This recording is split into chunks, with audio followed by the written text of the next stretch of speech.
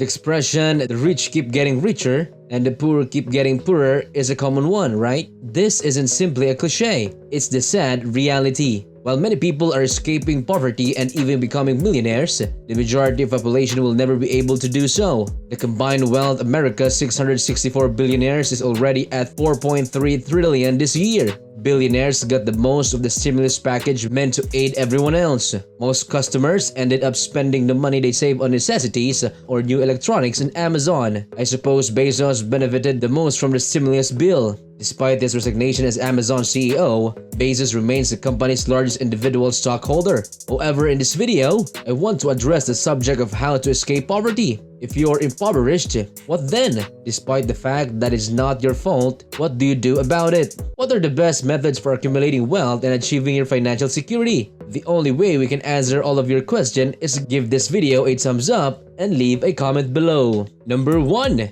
Recognize that no one but you will be able to aid you. Even if you have the state of your family on your side to support, you're ultimately responsible for your own life satisfaction. It's understandable that your parents want the best for you, but they may not always be in a position to help achieve that goal. People who grew up in a low-income families are unlikely to be able to provide you with the sound financial advice because they have long since escaped that situation. The government, which is supposed to be looking out of the poor, is always going to blame by individuals who are struggling financially. The government should provide care of you, but if you rely solely on it, be prepared to wait a very long time to receive assistance. You have to drive home to the point to yourself that nobody can assist you to the same extent that you can assist yourself. This is something you must be very clear about. That's the first thing you need to do in order to make any kind of significant change. Number 2. Don't accept a job with a low salary as a compromise. Getting a job is not something I opposed. An excellent way to learn the fundamentals of business and personal finance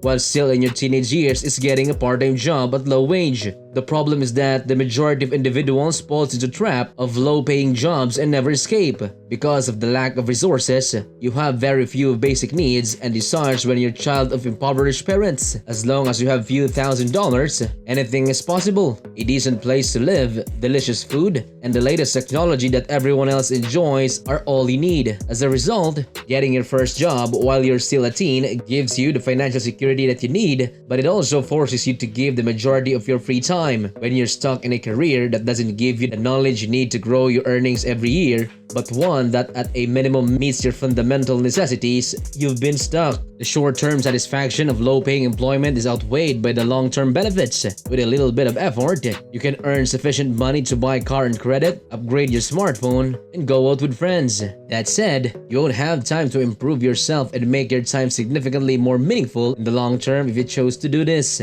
Because of this, you must learn the art of postponing satisfaction. Get into the habit of exercising by joining a gym. Even if you've been going to the gym for a month or more, you won't see any result. Real improvement happens over a long period of regular gym attendance, and if you want to notice significant result, you may need to stick with it for several years. You'll learn a lot about perseverance and dedication from that situation. Number 3. Make an actionable strategy. If you don't know how you're going to out of poverty, you'll never get out of it. There's no need to worry about how long it will take to achieve your goal. In order to save and invest, you'll need to stick to a strategy. Let's take a look at a fictional scenario. What if your annual income is $50,000? As long as you have no idea how to generate passive income of $50,000, your time is being wasted. But how can you come up with such a strategy? You need to invest in long-term income-producing assets, real estate, equities, bonds, or a business with low to moderate management requirements all qualify.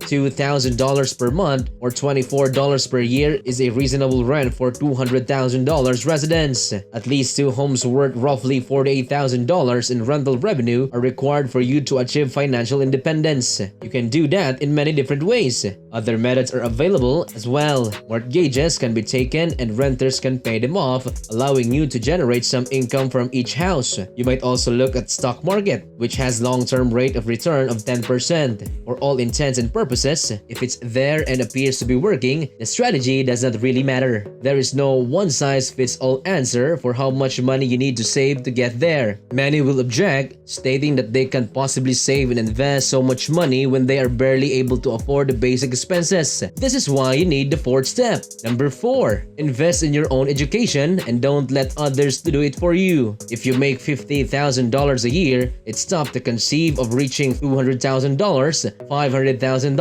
or $1 million since you're relating it to your current employment. If your hourly wage is $20, you'll need to earn at least $250 an hour if you plan to work 12 hours a day to reach the 7-figure income mark. It would appear for such work, no one will be willing to pay you the amount that you are requesting. Despite this, it is not necessarily the case that there is no opportunities to make as much. In fact, there are many people who earn significantly more than this. One issue remains, however, you must discover just how. As a result, it's critical that you invest in your own education. Low-paying employment, on the other hand, will make it impossible for you to achieve your goal. What are your options now? Spend as little money as possible or make the most of your time you have left after finishing your workday. I cut back on some of my luxuries so that I could work fewer hours, and as a result, found myself more time to devote to improving my life. Begin reading a few books and then figure out what you're good at. Then select a project and get started. If you want to succeed, you need to keep in mind that it will take time.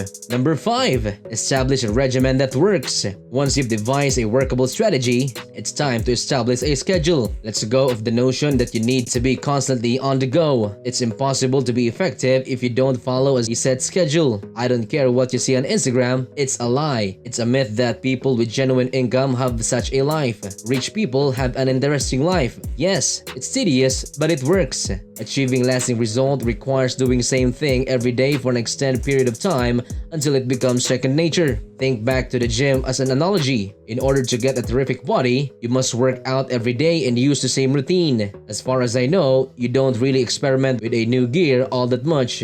You work chest, back, biceps, and shoulders weekly. At some point, after 2 or 3 years of consistent gym attendance, you begin to notice a difference. The same is true in the world of riches as in all the other aspects of life. So next time you're scrolling through your Instagram account, try not to be sad. Concentrate on your strengths and abilities.